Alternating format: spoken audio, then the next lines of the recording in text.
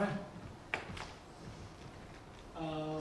Did any of the filmmakers come in, or anybody connected with the movie?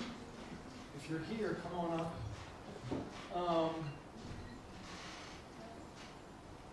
We can still discuss the movie if you would like. I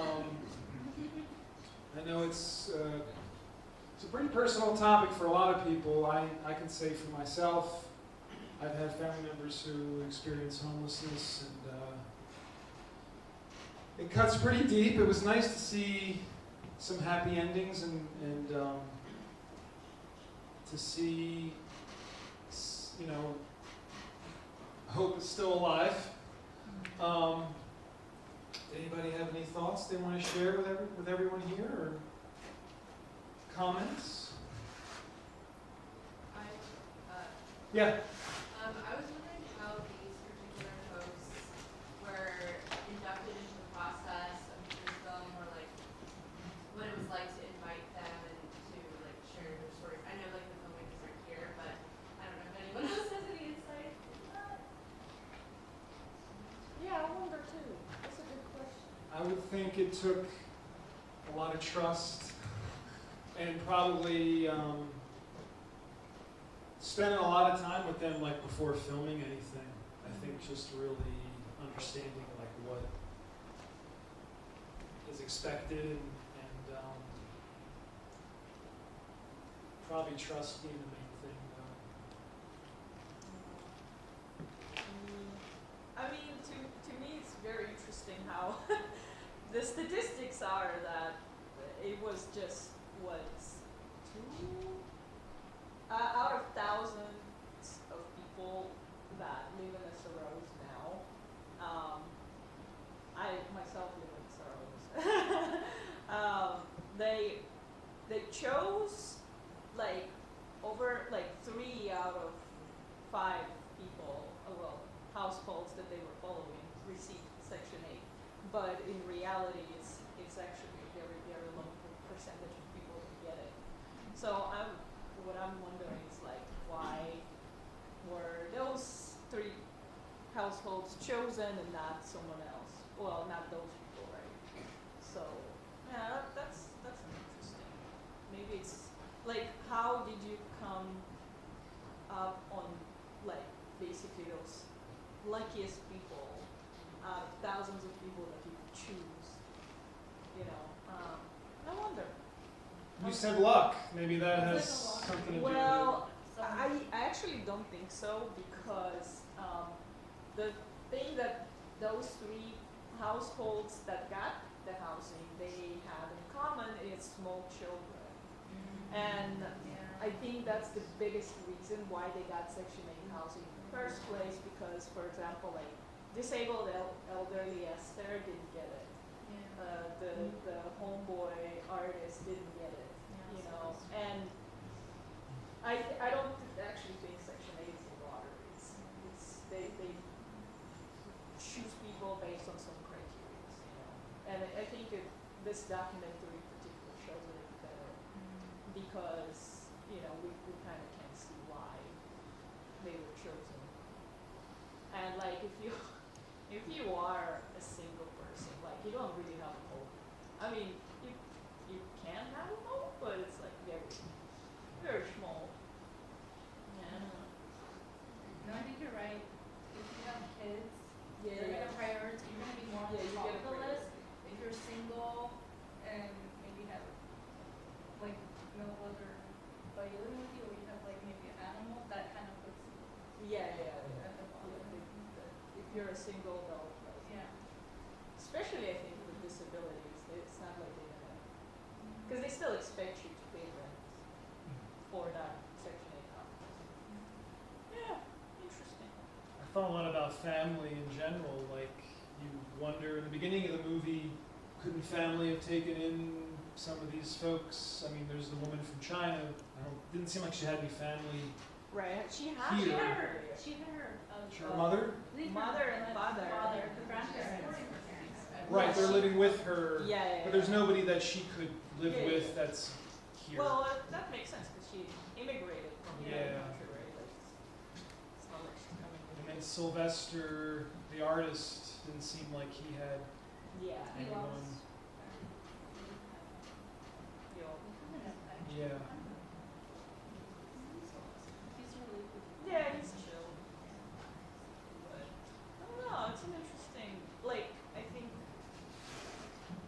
it's a feel-good movie in a way that there was more good endings than bad, Yeah. but I noticed though that with all the positive endings at the end, the last shot was the mother of the 16-year-old. And they didn't show us her ending. So I interpreted that as a reminder that she's still lost. Yeah. she's still lost. Yeah. Possibly, yeah. Yeah, I can see that.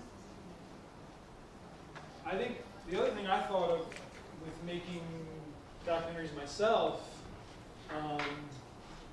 how much you get involved with the people you're filming and interviewing. Like Yeah. this kind of a story, there's maybe the idea of like, let's let these folks live with us in our apartment or our house. Right. Or, you know, let's give them money or try to support them. So I think those kind of ethical, moral Yeah. questions might come up when you make a film like this. Yeah. Anything else before we finish? We have some snacks and some beverages in the back if you like. We have some. There's somebody else? I think, yes. Oh, yeah. What I think, I mean, scores of years ago, I thought, oh, we're headed toward a leisure society. You know, we've got all this time, you know, because so many things are done with automation, and it's so easy and cheap to get food, and we're gonna have all this leisure time, and people are going, actually studying for what to do with leisure.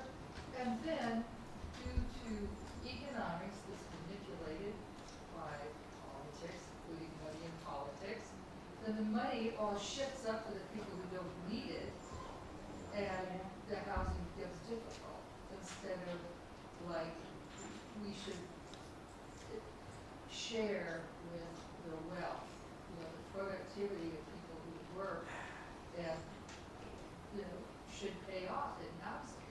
And we need to make that happen.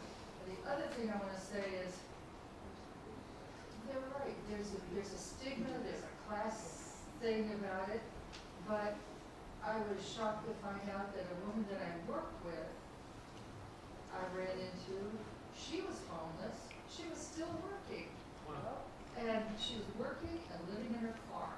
She had a husband, she had a child, they go to the gym, to shower, she didn't tell me that was going on. And we would have done something.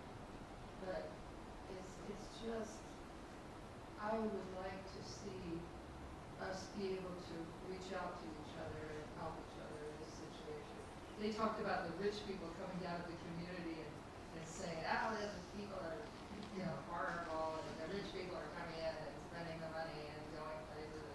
Hard. No, I'd like us to be more like neighbors, more like working together. Maybe that's where I'm going with this. But anyway, end of sermon. Yeah. Yeah, there's some good points. Well, we'll be back October 12th for experimental films, a little bit different. And October 26th, we're showing a silent movie with a live musician. And then November 9th will be our last screening of the year. If you're ever curious what's happening, the ClarionSF.org has all our events. And we have an open mic. When's the open mic? 20th of October, Sunday, 4 to 6 p.m.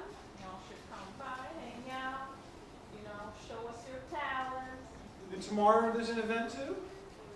Tomorrow we have a concert. It's actually presented by Tangents Radio. The concert is by Immerses, and he is a master guitarist and pianist. He is international, and he's actually from another country. Israel. Yeah, so